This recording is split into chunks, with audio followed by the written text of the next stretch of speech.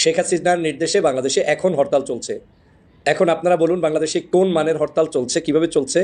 আপনারা কমেন্টস করলে কিংবা আপনারা পত্রপত্রিকার নিউজগুলোতে গেলে দেখতে পারবেন যে আসলে হরতালটা কোন অবস্থায় চলছে, কি চলছে। বাংলাদেশের মানুষের কাছে একজন ধোঁকাবাজির নাম হচ্ছে শেখ হাসিনা, যারা 5ই আগস্টের পরে, জুলাই বিপ্লব শেষ হওয়ার পরে বাংলাদেশের মানুষকে নতুন করে ধোঁকাবাজিতে নেমেছে যে আপনাকে যে কোনো মূল্যে ব্যস্ত রাখা, আপনি ব্যস্ত থাকবেন, আপনি মনে করবেন কী জানি হয়ে যাচ্ছে, কী জানি ঘটবে। কিন্তু আজকের কোনো একটা কুকুরও নামে নাই, বিড়ালও নামে নাই শেখ হাসিনার নির্দেশে কোনো এক জায়গায় হরতাল পালন করতে।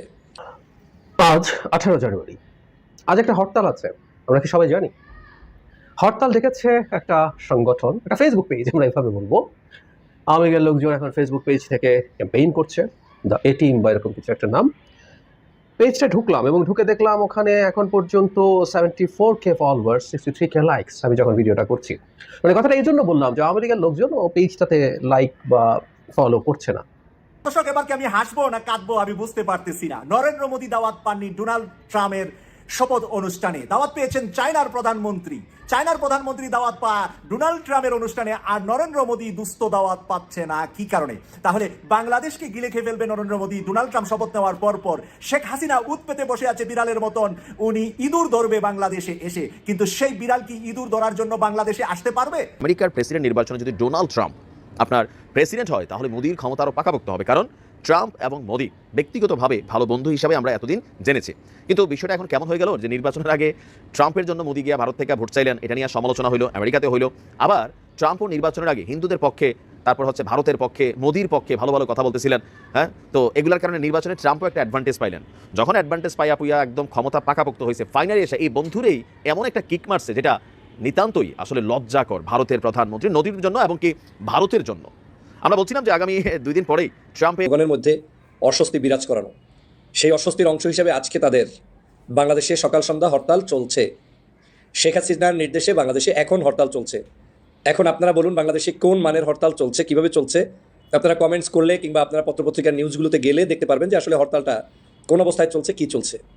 বাংলাদেশের মানুষের কাছে একজন ধোঁকাবাজির নাম হচ্ছে শেখ হাসিনা, যারা 5ই আগস্টের পরে, জুলাই বিপ্লব শেষ হওয়ার পরে বাংলাদেশের মানুষকে নতুন করে ধোঁকাবাজিতে নেমেছে যে আপনাকে যে কোনো মূল্যে ব্যস্ত রাখা, আপনি ব্যস্ত থাকবেন, আপনি মনে করবেন কী জানি হয়ে যাচ্ছে, কী জানি ঘটবে। কিন্তু আজকের কোনো একটা কুকুরও নামে নাই, বিড়ালও নামে নাই শেখ হাসিনার নির্দেশে কোনো এক জায়গায় হরতাল পালন করতে। আমরা দেখেছিলাম 2018 সালের, 14 সালের, 24 সালের নির্বাচনগুলোতে কুকুর, বিড়াল, গরু, মহিষ এগুলো নির্বাচনী মাঠে গিয়ে ভোট দিতে গিয়েছিল। কিন্তু আজকের শেখ হাসিনার পরিস্থিতি এমন হয়েছে, কুকুরেরাও চিনে গিয়েছে, বিড়াল চিনে গিয়েছে, গরু মহিষও চিনে গিয়েছে যে শেখ হাসিনা নামক নেত্রী, তার মতো বাজে এবং বাস্তবতা হচ্ছে এই যে তিনি একজন রাষ্ট্রের চরম শত্রু নেত্রী, এটা তারা চিনতে পেরেছে। না হয় আজকে তিনি ঘোষণা দিলেন, তার মুখের ঘোষণা আমি শুনলাম যে তোমরা হরতাল ঘোষণা করে দিবা, হরতাল দিয়ে দিবা, হরতাল পালন করবা, নামতে দিলে নামবা, না হয় হরতাল করবা। কোথায় শেখ হাসিনা? আপনার সেই হরতাল আমি জানতে চাই এবং দেখতে চাই। আপনি যখন চেগিয়ে চেগিয়ে কথা বলতেন বিরোধী দলগুলোকে কটাক্ষ করে যে এই দলগুলোর কোনো আন্দোলন নাই, সংগ্রাম নাই, তারা কিচ্ছু করতে পারে না, তারা মাঠে নামতে পারে না, তাদের সাথে জনগণ নাই, তখনও বাংলাদেশের জনগণ হরতাল কিংবা অন্য যে কোনো আন্দোলন চোখের সামনে দেখতে পেয়েছে। কিন্তু আপনি একজন নেত্রী, যা আমি বারবার বলেছিলাম যে 15ই আগস্টের পরে যেমন আওয়ামী লীগের কাউকে খুঁজে পাওয়া যায়নি, শেখ হাসিনার পতনের পরেও এমন কোনো শুভাকাঙ্ক্ষী আপনারা পাবেন না যারা তার জন্য মাঠে লড়াই করবে। কয়েকদিন আগে দেখলাম কয়েকজন ব্যক্তিকে গভীর রাতে মিছিল করতে, সম্ভবত তাহাজ্জুদের নেত্রী, তাহাজ্জুদের কর্মীরা মিছিল করতে উঠে বারবার পিছনের দিকে তাকাচ্ছে। মানে 3 মিনিট বা 1.5 মিনিটের একটা মিছিল করবে, সে মিছিলের জন্য অন্তত 100 বার পিছনের দিক তাকাচ্ছে এবং সেই মিছিলটা আবার তাহাজ্জুদে রুখতে হচ্ছে। তো এই যে তাদের অবস্থানটা, এর কারণটা কি? কারণ হচ্ছে জনবিচ্ছিন্ন সংগঠনে রূপান্তরিত হয়েছে, জনগণ থেকে সম্পূর্ণ দূরে চলে গিয়েছে, জনগণ তাদেরকে কোনোভাবে গুরুত্ব দেয় না। সে কারণে 0 পয়েন্টেও তারা ধরা খেয়েছে। 30 লক্ষ লোক আনার কথা বলে 3 জন লোক আনতে পারে নাই, চট করে বর্ডার থেকে আসবে বলে আসতে পারে নাই, আজ তারা হরতাল করবে। তা আমি আওয়ামী লীগের যারা যারা বড় বড় আপনার নায়ক ছিলেন, যারা যারা বক্তব্য দিতেন খেলা হবে খেলা হবে, আপনাদেরকে জিজ্ঞেস করতে চাই কোন জায়গাটায় আপনারা বসে খেলছেন, আমরা একটু আপনাদেরকে দেখতে চাই, আমরা একটু আপনাদের পাশে আসতে চাই। বাংলাদেশের এমন কোনো মানুষের বাচ্চা আছেন যে প্রমাণ করে দেখাতে পারবেন যে আজকের শেখ হাসিনার হরতাল কোথাও কোনো জায়গায় পালিত হচ্ছে কিংবা কোনো এই নেওয়া কুকুরের বাচ্চাগুলো কোনো জায়গায় আসতে পেরেছে? দেখাতে পারবেন? নাই। তার মানে হচ্ছে এই আওয়ামী লীগ এই শুধুমাত্র আপনার সামনে, আমার সামনে জনগণকে বিভ্রান্ত করার জন্যই শুধুমাত্র এই তারিখগুলো ঘোষণা দেয়।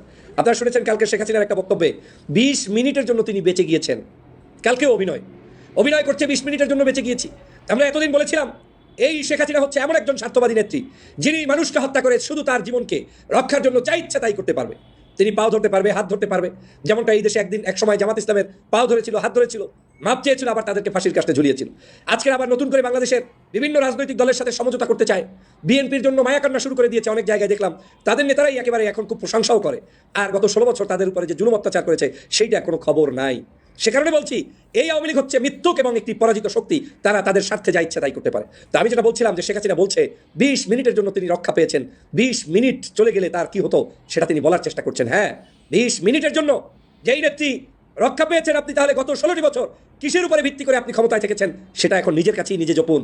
আপনার প্রশাসন, আপনার পুলিশ, আপনার সব কিছু থাকা সত্ত্বেও, আপনার আওয়ামী লীগ, আপনার সমস্ত অবৈধ এমপি, সরকারি এবং বেসরকারি বিরোধী দলীয় সব লোকই আপনার, তাহলে তারপরেও আপনি 20 মিনিট থাকতে পারেন নাই।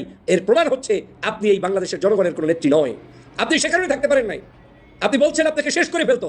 হ্যাঁ, আপনি যদি বাপের বাচ্চা হতেন আপনি গণভবন ছেড়ে যেতেন না। আপনি বলেছিলেন শেখ হাসিনা পালায় না, তো সেই শেখ হাসিনা পালিয়েছেন। নিজে আবার বলছেন যে 20 মিনিটের জন্য আল্লাহ আপনাকে রক্ষা করেছে। 20 মিনিটের জন্য আপনি এখান থেকে পালিয়ে গেলেন কেন? লজ্জা হওয়া উচিত আপনার। চরম নির্লজ্জ একজন নেত্রীর নাম হচ্ছে শেখ হাসিনা, যিনি তার নিজের ইতিহাসকে ভুলে যায়, যিনি তার পরিবারের ইতিহাসকে ভুলে যায়, যিনি তার বাংলাদেশের মানুষের ক্ষতি করতে যা যা প্রয়োজন সবকিছু 24 ঘন্টা করে বেড়ায়। ক্ষতি ছাড়া তার মাথায় আর কিছু কাজ করে না। তার নাম শেখ হাসিনা। আজকের সেই শেখ হাসিনা এখন বলছে 20 মিনিট। আমরা যখন বলতাম তখন অনেকে হাসি দিয়ে উড়িয়ে দিতে, না শেখ হাসিনা পালায় নাই, তাকে বাধ্য করে এখান থেকে পালাতে দেওয়া হয়েছে, চলে গিয়েছে। এখন কালকে তো শেখ হাসিনার কথায় শুনলেন যে 20 মিনিটের মধ্যে কিভাবে ছায়া, ব্লাউজ, জামা কাপড় ফেলে রেখে পালিয়ে গিয়েছে। এটার দ্বারা কি প্রমাণিত হয়? তিনি পালিয়েছেন, তিনি নিজে পালিয়েছেন এবং তিনি কাউকে না জানিয়ে, তিনি তার দলের কর্মীকে পর্যন্ত একটা মেসেজ না দিয়ে পালিয়েছেন। তার মানে এত বড় স্বার্থপর, নির্লজ্জ, বেহায়া কোনো ধরনের নেত্রী আর বাংলাদেশের জমিনে হতে পারে না, ছিল না, এখনো নেই। অথচ আপসীর নেত্রী, দেশনেত্রী বেগম খালেদা জিয়া কত জুলুম সহ্য করেছেন, কত অত্যাচার সহ্য করেছেন, জেল জুলুম সহ্য করেছেন, দেশ থেকে পালায় নাই। দেশের মানুষের কথা চিন্তা করে এই বয়োবৃদ্ধ অবস্থায়ও তিনি বাংলাদেশে ছিলেন বিনা চিকিৎসায়। তাকে শর্ত দেওয়া হয়েছিল পাসপোর্টের 15ই আগস্টের নাম চেঞ্জ করতে হবে, রাজনীতি থেকে অবসরে যেতে হবে, দুর্নীতির দায় স্বীকার করে ক্ষমা চাইতে হবে, তাহলে নাকি তাকে বিদেশে চিকিৎসা দেওয়া হবে। শেখ হাসিনার সেই প্রস্তাবগুলো প্রত্যাখ্যান করে দেশনেত্রী বেগম খালেদা জিয়া বলেছিলেন একটা জায়গায় আমি আপোষ করবো না। যায় নাই, চিকিৎসা নেয় নাই, তিনি দেশেই ছিলেন। এ সকল সত্য কথা এখন বের হচ্ছে, দিন দিন বের হবে। এভাবে করে বাংলাদেশের সমগ্র রাজনৈতিক দলের নেতারা তারা জুলুম সহ্য করেছে, পালায় নাই। সাইদি সাহেব পালায় নাই, নিজামী সাহেব পালায় নাই, কাদের মোল্লা পালায় নাই, আলী হাসান মুজাহিদ পালায় নাই, সালাউদ্দিন কাদের চৌধুরী পালায় নাই। তারা বাংলাদেশেই ছিল, ফাঁসির রশিতে ঝুলেছে। কিন্তু আপনি পালিয়েছেন, আপনি পালিয়েছেন, আপনি সাংবাদিক হত্যা করেছেন, গুম করেছেন, খুন করেছেন, মানুষ মেরেছেন। তারপরেও আপনি বাংলাদেশের একজন শাসক হিসেবে মানুষের ভালোবাসা পেতে পারেন নাই। তো রহমান নিজামীর মতো আলেমকে ফাঁসি দিয়েছেন। বাংলার তৌহিদি মুসলমান সুবহানকে বাংলার তৌহিদি মুসলমানদের থেকে বিচ্ছিন্ন করবার জন্য চেষ্টা করেছে। আজকে ওই আইন মন্ত্রী তারা কিন্তু লিফটে ওঠার জন্য তারা বলে লিফট কি নষ্ট হয়ে গিয়েছে, পুলিশের সঙ্গে বেয়াদবি করেছে। কথা বলেন ঠিক কিনা? তোমরা সেদিন মনে নেই, তোমরা হাঁটি হাঁটি নিয়ে গিয়েছ সুস্থ মানুষকে, হুইল চেয়ারে বসাইছ। আল্লামা মামুনুল হককেও তোমরা সার দাও নাই, হুইল চেয়ারে বসাইছ। রফিকুল ইসলাম মাদানিকে তোমরা সেদিন হুইল চেয়ারে বসাইছ, উলঙ্গ করেছ হারুন। আজকে বাংলার তৌহিদি মুসলমান তোমাদের উলঙ্গ করে দিবে। কথা বলেন ঠিক কিনা? আরো জোরে বলেন।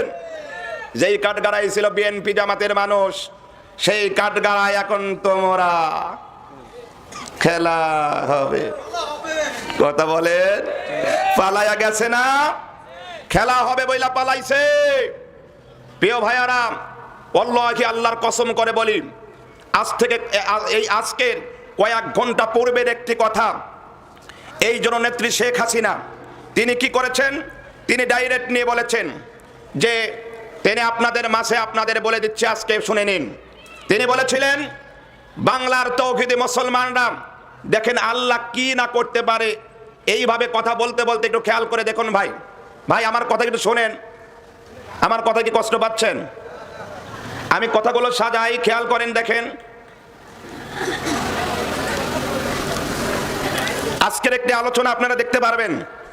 প্রতিদিন বাংলাদেশ, এই প্রতিদিন বাংলাদেশে মাত্র 56 সেকেন্ডের একটি আলোচনা ভাইরাল হয়েছে কয়েক ঘন্টা পূর্বের। মাননীয় প্রধানমন্ত্রী ছিলেন দীর্ঘদিনের, তিনি আফসোস করেছেন, তিনি কষ্ট পেয়েছেন, তিনি কান্না করে বলেছিলেন মাননীয় প্রধানমন্ত্রীর জননেত্রী শেখ হাসিনা। তিনি বলেছেন ভারত থেকে এই সামনে যে 20 তারিখ আসতেছে, এই 20 তারিখ নিয়েও কিন্তু আলোচনা করেছিলেন আমার প্রিয় ভাই। তিনি এই দেশে আবার তিনি ফিরে আসবেন। তিনি বলেছিলেন বিজেপি নেত্রী অগ্নি মিত্তা পাল, তিনি বলেছিলেন এই বর্তমান যে সরকার আছে, অর্থাৎ তত্ত্বাবধায়ক সরকার আছে, এই ইউনূসেরও পালাতে হবে এদেশ থেকে। 20 তারিখের মধ্যে মাননীয় প্রধানমন্ত্রী জননেত্রী শেখ হাসিনা আসতেছে, বলেন আসলে দেশের মানুষ খুশি হবে, কথা বলেন ঠিক কিনা? আমরাও চাই এদেশে যে প্রধানমন্ত্রী ছিলেন তিনি আসুক, মানুষ চায় তাকে দেখতে, এদেশের জনগণের জীবন নিয়ে কত খেলা করেছে। আমার প্রিয় ভাই, একথা আমি বলতে চাই, আপনারা একটু খেয়াল করে দেখবেন, এই মাননীয় প্রধানমন্ত্রী মাত্র 56 সেকেন্ডের একটি ভিডিও, একটি অডিও, একটি রেকর্ড করে ছেড়ে দিয়েছেন। তিনি স্পষ্ট করে বলেছিলেন যে সেই সময় দেখেন মাননীয় প্রধানমন্ত্রীর জননেত্রী শেখ হাসিনাকে বাংলাদেশ থেকে নয়, বিশ্ব থেকে নয়, সারা পৃথিবী থেকে বিদায় করে দিতে চেয়েছিলেন। বলেন তো সেই তারিখটা ছিল কত তারিখ?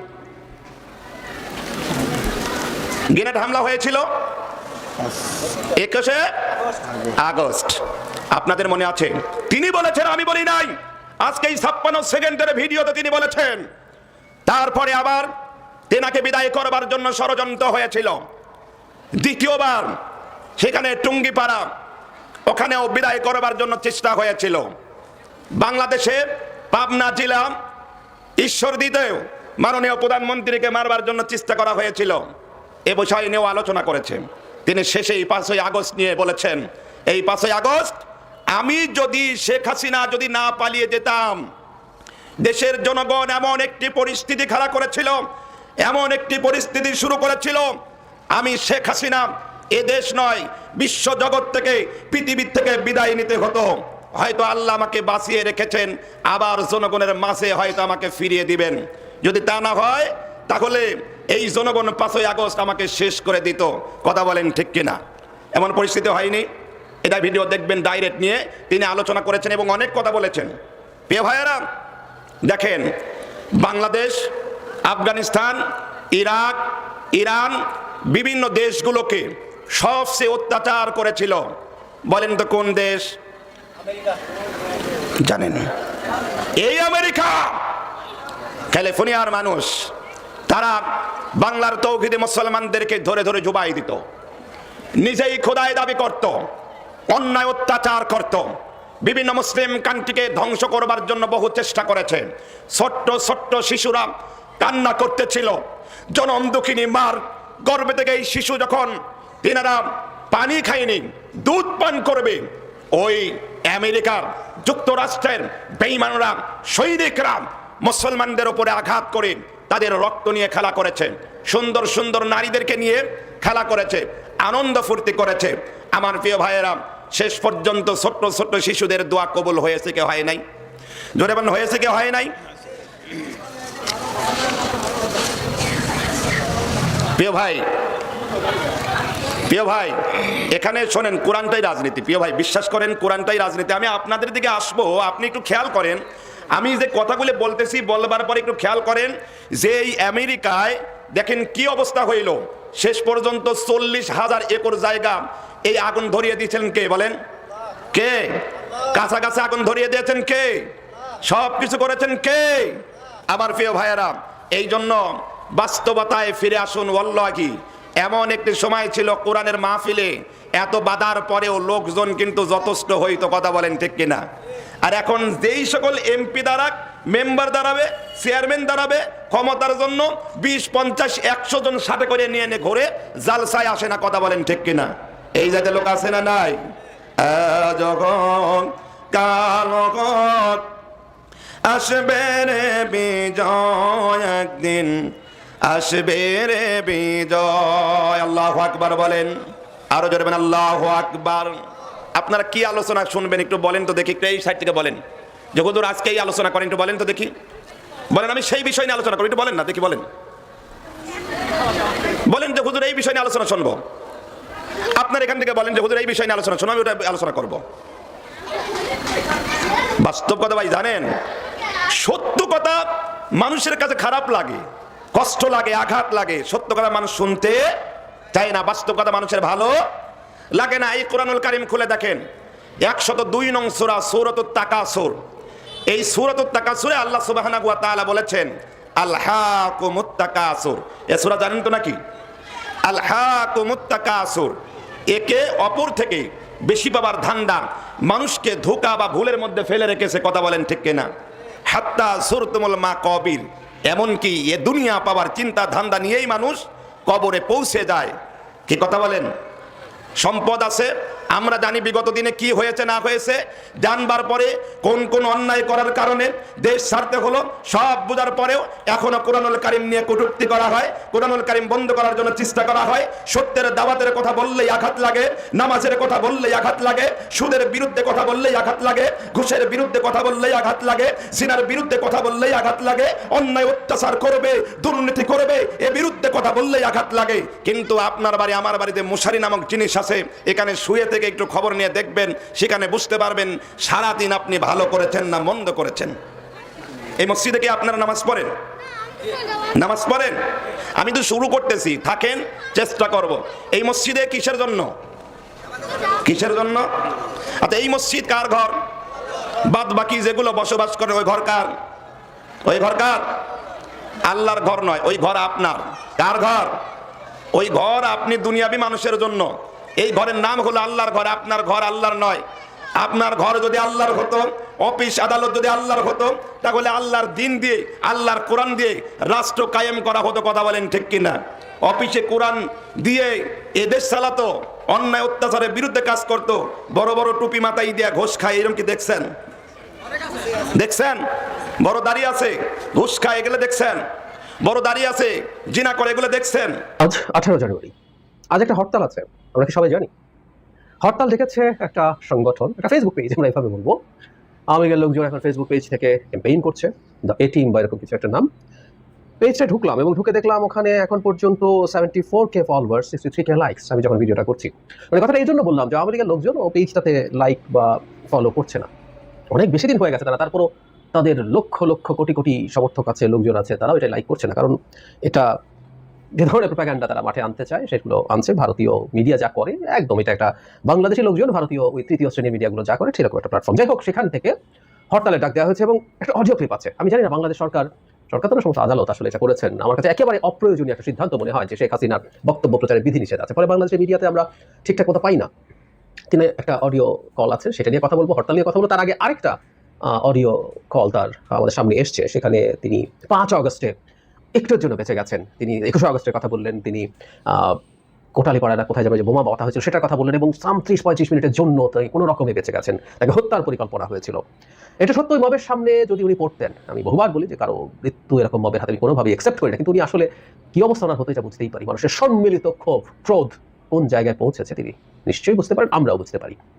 গণভবনকে সবাই যা করেছে, শেখ মুজিবের স্ট্যাচুর উপরে সেই ক্ষোভগুলো শেষ পর্যন্ত মানুষ উগরে দিয়েছে, খুবই লজিক্যাল কারণে। কিন্তু ক্ষোভ উগ্রানো এবং ব্যক্তির উপর আক্রমণ, সেটা নিয়ে বিভিন্নতা আছে। যাই হোক, তিনি বেঁচেছেন এবং তিনি বলছেন, আল্লাহর নাম নিচ্ছেন, মানে মানুষের মুখে, মানে শেখ হাসিনার মুখে আল্লাহর নাম শুনছি এবং আল্লাহ রহমতে তিনি এবং তার বোন বেঁচে গেছেন এবং এবং তাকে বাঁচিয়ে রেখেছেন আল্লাহ, তাকে দিয়ে কিছু করাবেন বলে। এই হচ্ছে সেই অডিও কলে তিনি বলছেন। একটা মানুষ কতটা নির্লজ্জ হতে পারেন, মানে লিস্টটি এটা সরিয়ে রাখি যে আমরা তার মধ্যে কোনো অনুতাপ, অনুশোচনা, রিমোর্স আসবে আমরা মানলাম না, ঠিক আছে, কিন্তু তিনি আবার বলছেন। তবে এইটুকু আমি মনে করি আল্লাহ তাকে আসলে একটা বিশেষ কারণে বাঁচিয়ে রেখেছেন বলে আমিও মনে করি। সেটা হচ্ছে এই, তিনি যতদিন বেঁচে থাকবেন তার এই ক্ষমতা হারানোর, তার পালাতে বাধ্য হওয়ার এই যে স্মৃতি, এটা তাকে প্রতিদিন মৃত্যুর যন্ত্রণা উপহার দেয়। ইয়াস, আই মিন ইট। তার মতো মানুষ, একটা সাইকোপ্যাথ, আটারলি একটা হিউব্রিস সিনড্রোমে ভোগা মানুষ, তার কাছে আসলে মৃত্যুর চাইতে এটা ভয়ঙ্কর। তাকে জনরোষের মুখে লেজ গুটিয়ে পালাতে হয়েছে, এটা প্রতিটা দিন মৃত্যুর মতো। আল্লাহ তাকে বাঁচিয়ে রেখেছেন আসলে ওই কারণে, মৃত্যুর চাইতে আরো তীব্রতম, ভয়ঙ্করতম কষ্টের মধ্য দিয়ে তাকে নিয়ে যাবেন। একটা মানুষ বাংলাদেশের সম্রাজ্ঞী ছিলেন, যা বলতেন, যা করতেন, যা চাইতেন সব হতো। চারপাশে সব তোষামোদি করা লোকজন, চারপাশে সব মোসাহেব, হাত কচলানো লোকজন, মানে তার নিজকে একটা হিউব্রিসে যেটা নিজকে গডের পর্যায়ের কিছু মনে হয়, সেই মানুষটার এই পতন, তাকে এখন ভারতে পালিয়ে থাকতে হয়, পালিয়ে আছেন এবং সেটা নিয়ে এক ধরনের বন্দিত্ব, তুমি চাইলেই অনেক কিছু করতে পারছেন না, মৃত্যুর চেয়ে বেশি কিছু। যাই হোক, একটা সংগঠন, সেই সংগঠনটা আবার শেখ হাসিনার একটা অডিও ক্লিপ আসছে আরেকটা, সেটাতে তিনি বলছেন যে প্রতিবাদ করতে এবং প্রতিবাদ যদি বাধা দেওয়া হয়, বিভিন্ন ইস্যুতে প্রতিবাদ করতে বলেছেন। এই হরতাল ডাকার মধ্যে সেই ইস্যুগুলো আছে, আমি লীগের ক্যাম্পেইন করে দিচ্ছি, সেটাই আসছি। তো ওখানে বলা হয়েছে এগুলোতে যদি বাধা দেওয়া হয় তাহলে তাৎক্ষণিকভাবে হরতাল ডেকে দিতে হবে এবং হরতাল ডেকে দেওয়ার জন্য 18 তারিখে হরতাল করতে পারো। মজার ব্যাপার হচ্ছে হরতাল 18 তারিখ শনিবার পড়ছে, বাংলাদেশে ছুটির দিনে সাধারণত হরতাল, এটার আবার একটা জাস্টিফিকেশন তৈরি করার চেষ্টা করা হচ্ছে কারো কারো, এবং 2-1 জন আওয়ামী সকল্ড সুশীল বুদ্ধিজীবী গর্ত থেকে মাথা তুলে আবার এটা হরতাল ডাকা শুরু হয়ে গেছে এই সরকারের এবার খবর আছে। এই প্রসঙ্গে আগে একটা কথা একটু বলে রাখি, এই সরকার বা ভবিষ্যৎ যে কোনো সরকারের বিরুদ্ধে হরতাল ডাকা হতে পারে, এই সরকারের বিরুদ্ধে পারে, কোনো সমস্যার কিছু নেই। এই সরকার আমি মনে করি তাদের নির্বাচনী ম্যান্ডেট না থাকে অত্যন্ত গণতান্ত্রিক মানসিকতার সরকার, বা অনেক ক্ষেত্রে অনেক বেশি গণতান্ত্রিক কিনা আমরা সেই প্রশ্নও করছি। সুতরাং হরতাল হতেই পারে, এবং এর মানে এই না যে সরকারের তাতে পতন হবে বা ভবিষ্যৎ কোনো সরকারের হবে। যাই হোক, এখানে কিছু দাবি দাওয়া তাদের আছে। দাবি দাওয়াগুলো হচ্ছে এইরকম: বর্ধিত ভ্যাট প্রত্যাহার, দ্রব্যমূল্যের ঊর্ধ্বগতি রোধ, হামলা নির্যাতন বন্ধ, মিথ্যা মামলা প্রত্যাহার, রাজবন্দীদের মুক্তি, আগুন সন্ত্রাস বন্ধ, অবৈধ ব্যর্থ ইউনূসের পদত্যাগ। উক্ত হরতাল পালনের জন্য সর্বসাধারণকে অনুরোধ জানাচ্ছি। আর টাইটেল হচ্ছে অবৈধ দখলদার ইউনূস প্রশাসনের নতুন ভ্যাট নীতির প্রতিবাদে 18 জানুয়ারি সকাল সন্ধ্যা সারা বাংলাদেশে হরতাল। তো এই ডাকের পর যেটা হওয়ার কথা, আমরা কিছুদিন আগে আওয়ামী লীগের এক বা ছাত্রলীগের এক নেতার একটা ফেসবুক স্ট্যাটাস, এটা জেনুইন নীতি দিয়েছেন কিনা জানি না, কিন্তু খুব ভাইরাল হলো এবং আমরা অনেকে এটা নিয়ে স্যাটায়ার করি। যার যার অবস্থান থেকে, বর্গজ জড়িয়ে যার যার অবস্থান থেকে পালানোর কথা বলা হচ্ছে। তো আমরা এখন মনে হয় তাদের এটা লেখা দরকার ছিল, যার যার অবস্থান থেকে মাঠে আওয়ামী লীগের নেমে আসা উচিত, তাদের এই হরতাল সফল করতে হবে। তো তারা অবশ্য ডাকছেন সর্বসাধারণের সবাইকে। এই সংগঠনটা তাদের এই হরতালের ক্ষেত্রে বলছেন যে এটা আওয়ামী লীগের কিছু না, এটা এই সংগঠনটা, মানে এটিম বলাতে মনে করে আমরা ছোটবেলায় একটা সিরিজ দেখতাম, দ্য এটিম। তারা অনেক অ্যাসাইনমেন্ট দিয়ে যায়, প্রচুর গোলাগুলি করে অবশ্য আওয়ামী লীগের লোকজনের এটিম, সেই গোলাগুলির এটিম হইতেই পারে, তারা অলরেডি এটিম হয়েই গেছে। যাই তারা বলছেন এখানে যেটা আওয়ামী লীগের কোনো অঙ্গ বা সহযোগী সংগঠনের ডাক না, তবে তারা চাইলে পার্সোনালি আসতে পারেন, তাদের জন্য এটার প্রস্তুত আছে, তারা আসতে পারেন না, কিন্তু জনগণকে তারা ডাক দিয়েছেন। আচ্ছা ফাইন, জনগণ তাদের হয়ে তাদের ডাকে ভ্যাটের বিরুদ্ধে নামবে, এটা কথা বলে রাখা ভালো। ভ্যাট বিশেষ করে এমন কিছু পণ্যের উপরে ভ্যাট বসানো হয়েছে যেগুলো আমরা এর মধ্যে দেখছি যে সরকার পুনর্বিবেচনা করছে, যেগুলো বসানোই খুবই অন্যায় হয়েছে এই অর্থনৈতিক সংকটে মানুষের নাভিশ্বাসের মধ্যে। তারা এগুলো দাবি করছেন, করে তারা জনগণকে নামতে বলছেন। মানে আওয়ামী লীগের একটা জিনিস মনে রাখা দরকার, শেখ হাসিনারও মনে রাখা দরকার, যে যদি জনগণকে তারা মাঠে নামাতে চায় তাহলে তাদেরকে একটু চুপ থাকতে হবে। তারা যে বিষয়ে জনগণকে ডাকবে বা মাঠে নামতে বলবে, অনিবার্যভাবেই মানুষ তার উল্টোটা করবে, এবং তাদের লোকজনের মাঠে নামার সাহস এই দেশে বহুদিন হবে না। কারণটা এই নয় যে লোকজন গিয়ে তাদেরকে সামলায় ফেলবে, এই প্রচুর মানুষের ফেরারি বিভৎস সব অপরাধ করে তারা পালিয়ে আছেন। পালিয়ে থেকে তারা যার যার অবস্থানে থেকে গর্তে লুকিয়ে আছেন, দেশে বা দেশের বাইরেও। সুতরাং তাদের বেরিয়ে এলে এই বিচারের মুখোমুখি হতে হবে। তারা সেটা থেকে বাঁচতে পারে তাদের জন্য যথেষ্ট বেশি ব্যাপার, কিন্তু না, তারা ডাকছেন। আর আওয়ামী লীগের যদি নিচু পর্যায়ের কেউ কেউ আসে, বাকিরা তো সুন্দর মতো বড় বড় নেতারা বিদেশে পালিয়ে আছেন, আবারও আওয়ামী লীগের নিচু পর্যায়ের কিছু নেতার জীবনকে এই অর্থে বলছি যে তাকে মেরে ফেলা হবে, তার জীবন, ভবিষ্যৎ জীবনকে ঝুঁকির মধ্যে ফেলা। ঝুঁকি হচ্ছে তারা পালিয়ে টালিয়ে আছে, এখন তাদেরকে আরও ঝুঁকির মধ্যে সামনে ফেলে দেওয়ার চেষ্টা, এগুলো করছেন তারা দূরে বসে বসে। কিন্তু এই ঢাকার মধ্যে, এই বক্তব্যের মধ্যে সবচেয়ে বেশি যে জিনিসটা আমাদের সামনে আসছে সেটা হচ্ছে শেখ হাসিনার নির্লজ্জতা। একটা মানুষ কতটা নির্লজ্জ হলে এই বিভৎস ঘটনার পরও এইরকম আহ্বান জানান, এরকম বক্তব্য দেন, এবং তিনি সামহাও মনে করছেন, মনে হতে পারে যে তার ডাকে জনগণ আসবে এবং অন্য একটা সংগঠনের নামে হরতাল ডাকানো হচ্ছে। তারা শেখ হাসিনার ডাকা হরতাল বাংলাদেশে শেখ হাসিনার হয়ে ডাকছে, আওয়ামী লীগ ডাকে, কিন্তু এটা নতুন একটা ব্র্যান্ডিং, সেটার মাধ্যমে তারা সামনে আসার চেষ্টা করছে। দারুণ সরগোল টরগোল করছেন, আমি পেজটা চিনতাম না, এই হরতালের ইস্যুর কারণে ঢুকলাম এবং দেখলাম বেশ রাজা উজির মারছেন তারা ওখানে বসে বসে, বহু কিছু করে ফেলবেন ইত্যাদি ইত্যাদি। আর হয়তো সামনে খোয়াব দেখছেন 20 তারিখ ট্রাম্প আসবে, ট্রাম্প আসলেই বিরাট কিছু করে ফেলবেন তারা, ইত্যাদি ইত্যাদি। বটম লাইন হচ্ছে এই যে শেখ হাসিনার কথা বলুক, আমি আগেও বলেছি এটা পাবলিশ করা যাতে আমাদের দেশে সমস্যা তৈরি করা না হয়, কিন্তু সরকারের দিক থেকে এই দুটো ইস্যুকে নিয়ে যে উনি হরতাল ডাকতে বলছেন, বাংলাদেশের রাজনৈতিক কর্মসূচি দিচ্ছেন, মানে শেখ হাসিনা তার সীমা, রেড লাইন বহুদিন থেকে ক্রস করছেন, এবার আরও ক্রস করে যতটুকু গিয়েছিলেন এবার তার চেয়ে বেশি দূরে গিয়েছিলেন। আমরা যদি ক্রনোলজিটা একটু দেখি, তিনি প্রথম ফোন কতগুলো রেকর্ড করিয়ে ফাঁস করতেন, সামনে ছেড়ে দিতেন, ফাঁস বলতে এই, পরের ধাপে ঘোষণা দিয়ে বক্তৃতা করছিলেন বিভিন্ন বিদেশি শাখা, আওয়ামী লীগের যুক্তরাজ্য শাখা, আমেরিকার নিউ ইয়র্ক শাখা, বা কোনো শাখার, সেখানে প্রধানমন্ত্রী শেখ হাসিনা বক্তৃতা করবেন, উনি আবার নামের সাথে এমপি লিখবেন, সেই জায়গায় ছিল। এখন তিনি বাংলাদেশের রাজনৈতিক কর্মসূচির মধ্যে সবচেয়ে এক্সট্রিম বলে যেটা আমরা মনে করি বাংলাদেশে, সেটা হচ্ছে হরতাল। মানে শনিবার হলেও শনিবারের হরতাল ডাকার পেছনে কারণ দিচ্ছেন তারা যে এটা দেশের অর্থনীতির ক্ষতি শেখ হাসিনা চান না, মানে দেশের সবচেয়ে বড় ডাকাত, ইতিহাসে বাংলাদেশে এত বড় ডাকাত আসে না, আসবেও বলে আমি বিশ্বাস করি না। এই অঞ্চলে এত বড় ডাকাত, পুরো বংশ ধরে ডাকাত, দল এবং পরিবার মিলে এত বড় ডাকাত আর কেউ ছিল না। সে বাংলাদেশের অর্থনীতি ক্ষতিগ্রস্ত হতে পারে বলে শনিবার হরতাল ডাকছে বলে বলছেন। হোয়াট এভার ইট ইজ, এটা ব্যাখ্যা দিচ্ছে ওই তার হয়ে যারা এই মাঠে সব কথাবার্তা আনছেন তারা বলছেন। তো যাই হোক, প্রিয় দর্শক, এবার কি আমি হাসবো না কাঁদবো আমি বুঝতে পারতেছি না। নরেন্দ্র মোদী দাওয়াত পাননি ডোনাল্ড ট্রাম্পের শপথ অনুষ্ঠানে, দাওয়াত পেয়েছেন চায়নার প্রধানমন্ত্রী। চায়নার প্রধানমন্ত্রী দাওয়াত পায় ডোনাল্ড ট্রাম্পের অনুষ্ঠানে, আর নরেন্দ্র মোদী দুস্থ দাওয়াত পাচ্ছে না, কি কারণে? তাহলে বাংলাদেশকে গিলে খেয়ে ফেলবে নরেন্দ্র মোদী। ডোনাল্ড ট্রাম্প শপথ নেওয়ার পর শেখ হাসিনা উৎ পেতে বসে আছে বিড়ালের মতন, উনি ইঁদুর ধরবে বাংলাদেশে এসে, কিন্তু সেই বিড়াল কি ইঁদুর ধরার জন্য বাংলাদেশে আসতে পারবে? মানে ডোনাল্ড ট্রাম্প 20 তারিখে আসলেই হুশ করে চলে আসবে, বিড়াল হুশ করে ঢুকে যাবে বাংলাদেশে ইঁদুর ধরার জন্য। এখন আসলে কি ইঁদুর বিড়ালকে ধরবে না বিড়াল ইঁদুরকে ধরবে? এটা টম এন্ড জেরির গল্পটা হলো কিনা? আপনাদের কাছে কেমন লাগছে এই গল্পটা? আমরা বারবার বলে আসছি যে আমেরিকার নীতি পরিবর্তন হয় না। আমেরিকা এমন একটা দেশ, এমন একটা নীতিতে তারা চলে যাদেরকে তারা বুক দেয়, তাদেরকে পিঠ দেয় না। বাংলাদেশের সাথে আমেরিকার সম্পর্ক ঐতিহাসিক আমেরিকার সম্পর্ক। বাংলাদেশকে আমেরিকা বহু আগ থেকে, বাংলাদেশের পাকিস্তানের পিরিয়ড থেকে, তখন থেকে যখন ডিভাইডেশন হয়েছে ভারত পাকিস্তান, তখন থেকে পাকিস্তান এবং বাংলাদেশের সাথে আমেরিকার সম্পর্ক। চায়নার সাথে আমেরিকার মানে দ্বন্দ্ব থাকার পরেও আজকে ভারত বিষয়ে চায়না আমেরিকা মিলে যাচ্ছে, কারণ ভারতের সেভেন সিস্টারকে আলাদা করার বিষয়ে আমেরিকা এবং চায়নার যে পলিসি, মণিপুরে যে দাঙ্গা চলতেছে এবং বিভিন্ন তাদের সেভেন সিস্টারের যে গন্ডগোলগুলো চলতেছে, এই দুইটার ভিতরে হাত হলো আমেরিকা এবং চায়না। এখন আমার শত্রু আর তোমার শত্রু মিলে গিয়েছে, তাই দুজন আমরা দুস্তি হয়ে গেলাম ভারতের বিরুদ্ধে দুস্তি হয়েছে এবার চায়না এবং আমেরিকা। এই দুস্তিতে দেখা যাবে যে ভারত কতটুকু টিকে থাকতে পারে, কয়টা রাজ্য তার ছুটে যা, আর কয়টা রাজ্য নিয়ে নরেন্দ্র মোদী কবরে যা। নরেন্দ্র মোদীর কবরে যাওয়া ছাড়া আর কোনো উপায় থাকবে না। ভারতের জনগণ নরেন্দ্র মোদীকে হিটলারের মতন, তার মৃত্যুবার্ষিকী থাকবে কিনা, নেতাজি সুভাষচন্দ্র বসু তাদের দেশের আরেক নেতার মৃত্যুবার্ষিকী যেমন নাই, তেমন নরেন্দ্র মোদীরও কিন্তু মৃত্যুবার্ষিকী থাকবে না, জন্মবার্ষিকী থেকে যাবে। কারণ নরেন্দ্র মোদী যা করেছে ভারতে থেকে, তার চতুর্দিকে সেই ধরনের সে সমস্যা তৈরি করেছে, এই ধরনের সমস্যা পৃথিবীর আর কোনো দেশ তার প্রতিবেশীর সাথে করে না বলেই আমি মনে করি। ইসরায়েল করেছিল, আজকে ডোনাল্ড ট্রাম্প শপথ নেওয়ার আগেই প্যালেস্টাইনিদের সাথে শান্তি চুক্তিতে চলে এসেছে। এই ডোনাল্ড ট্রাম্পকে আমরা অনেক সময় অনেক কিছু বলি, কিন্তু তার একটা নীতি আছে, সেটা হলো তার গত সময়ের 4 বছরে সে একটি যুদ্ধ করেন নাই। এবার ক্ষমতায় আসার শপথ নেওয়ার আগেই পৃথিবীর সবচেয়ে নির্লজ্জ যুদ্ধটি সে বন্ধ করে দিয়েছে এবং চুক্তি হয়ে গিয়েছে। চুক্তিতে স্বাক্ষর করছে এখন ইসরায়েল এবং প্যালেস্টাইনের মাঝে। সৌদি আরবের যুবরাজ স্বাগত জানিয়েছে, কাতার